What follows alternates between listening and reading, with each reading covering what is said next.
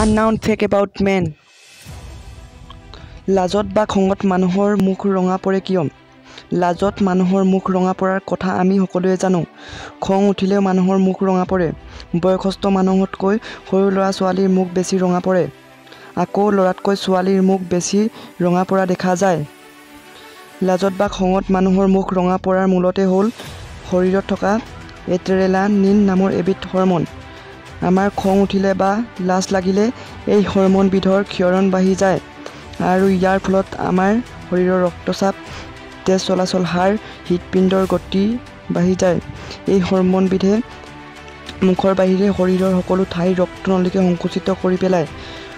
মুখৰ ৰক্তজালিকাবোৰ আগৰ দৰেই থকাত গাল, কাণ, কপাল আদি মুখৰ কাষৰ ৰক্তজালিকাবোৰত অধিক তেজ প্ৰবাহিত হয়। সেই কাৰণেই মুখৰ ৰং ৰঙা বা গোলাপী হৈ পৰে। হয়নে ইণ্টাৰেষ্টিং ফেক্ট? আৰু এনেধৰণৰ ভাল ইণ্টাৰেষ্টিং ফেক্ট পাই থাকিবলৈ আমাৰ চেনেলটো ছাবস্ক্ৰাইব কৰিবলৈ নাপাহৰিব। ধন্যবাদ।